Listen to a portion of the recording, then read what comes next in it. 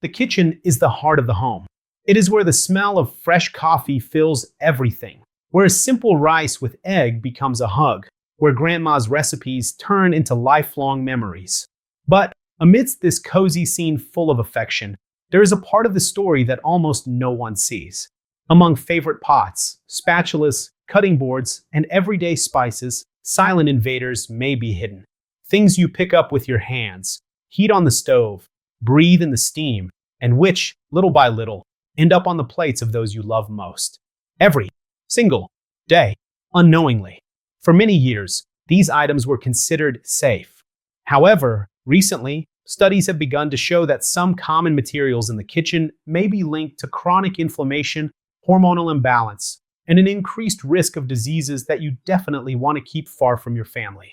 I am Edu Rodriguez, a pharmacist, biochemist, and creator of the EDU Health Tips channel, and today I want to show you, calmly and in simple language, the 8 most common hidden dangers in the kitchen, and, mainly, the simple changes you can make starting today to make this environment much safer.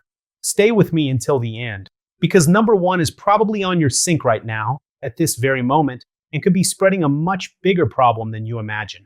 Before we start, leave a like on the video, subscribe to the channel, and share it with that person who loves cooking with care. Greenheart, think of someone in the family who spends time in the kitchen and send this video to them. And tell me in the comments, do you love your kitchen? Want to make it safer? Where are you watching from? Brazil, the US, or another country?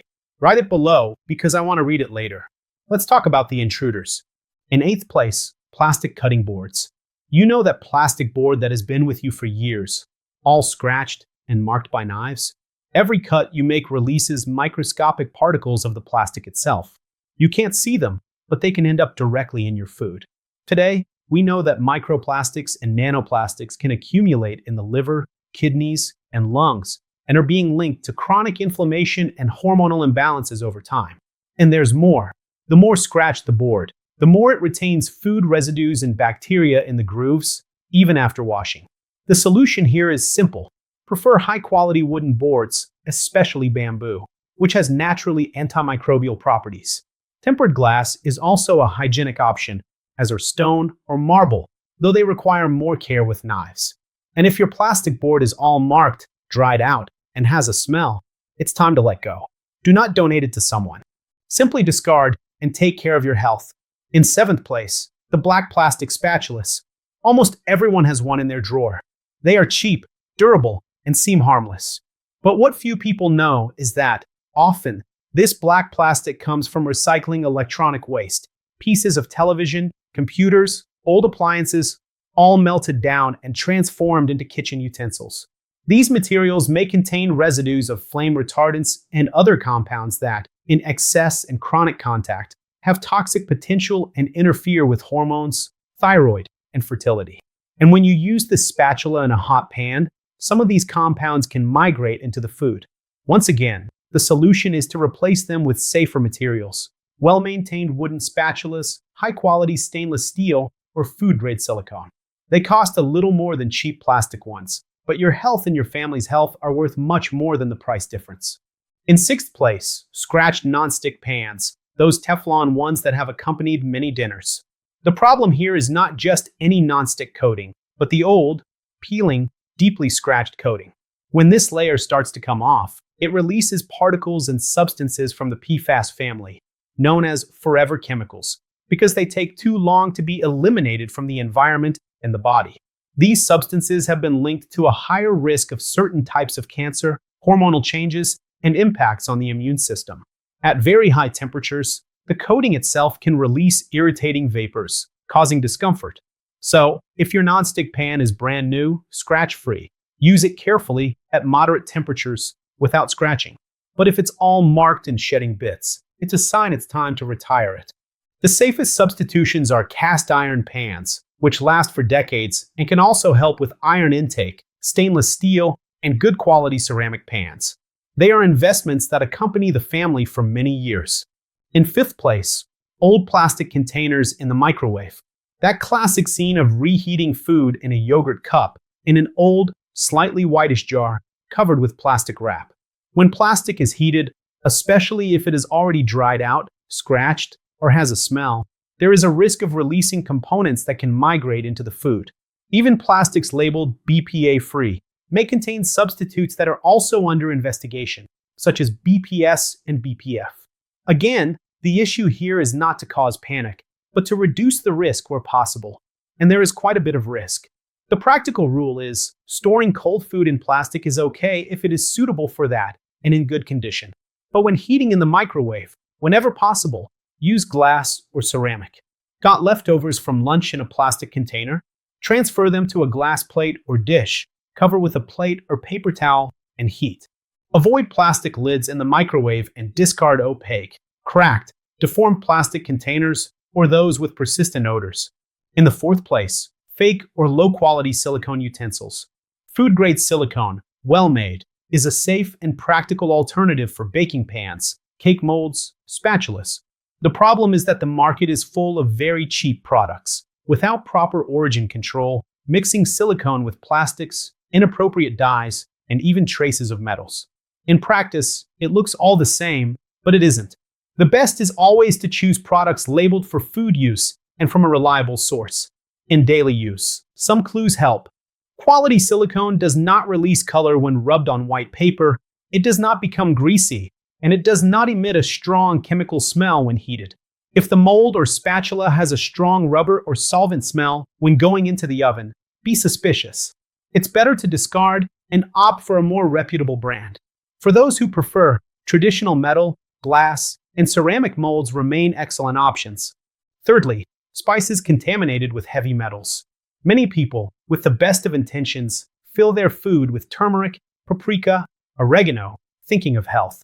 And indeed, good quality spices can be powerful allies. The problem arises when they come from contaminated soils, areas with little regulation, or are adulterated. In some countries, concerning levels of lead, cadmium, and arsenic have been found in certain batches of spices. These metals accumulate in the body over the years, potentially affecting the kidneys, nervous system, and increasing the risk of some types of cancer. What can you do?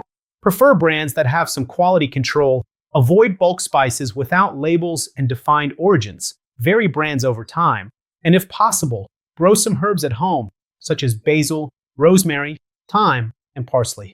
A window or balcony garden can make a big difference.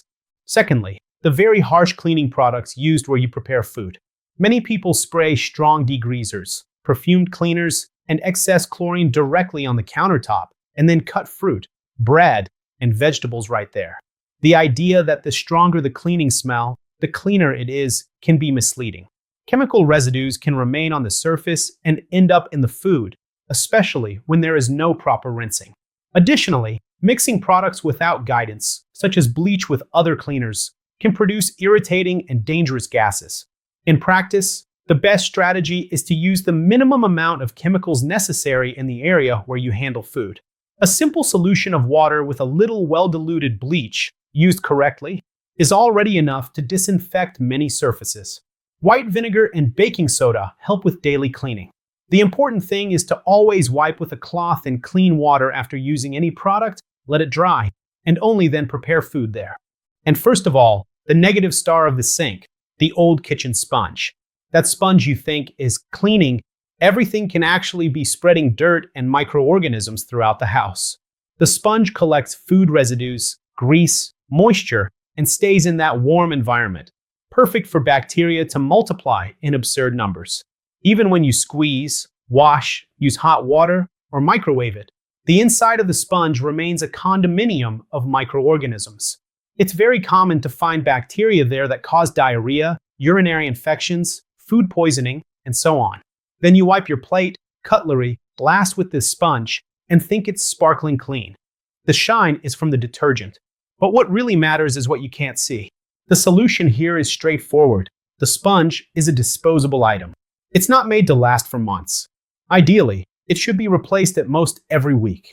If you can switch to better drying brushes or silicone sponges that don't trap as much dirt, even better. The important thing is to understand that that pet sponge might be helping to maintain a cycle of digestive problems and infections in the family. I know that after hearing all this, you might be thinking, Edu, so my kitchen is a minefield? That's not the idea. The intention here is not to create panic, but awareness. You don't need to change everything at once. You don't have to throw half of the kitchen away today. What you can do is take one step at a time. Today, look at the sponge and decide to replace it. Tomorrow, set aside the most worn-out nonstick pans and plan to replace them gradually. Then, observe the cutting boards, spatulas, microwave-use containers, and cleaning products. Every small change you make is an additional layer of protection for your family's health. Prevention is not an exaggeration. It's care. It's choosing, within your power, the option with the least risk. And that's what I want to encourage you to do. If this video helped you see your kitchen in a different light, share it with someone you love who cooks every day. That person might thank you for something they never stopped to think about. After you go to the sink, look at the sponge and make a decision. Come back here and tell me in the comments. Which of these 8 risks shock you the most? Which change will you make first? And if you want to continue taking care of your health in a simple and practical way, here on the EDU Health Tips channel there are videos about the heart, blood pressure, sleep, foods that cause less inflammation, all explained in a way that can be applied in everyday life. Choose the next video to watch, subscribe to the channel, activate notifications, and leave a like so YouTube can deliver this content to more people. Thank you for staying with me until now. Take care of your kitchen, take care of your health and the health of those you love. See you in the next video.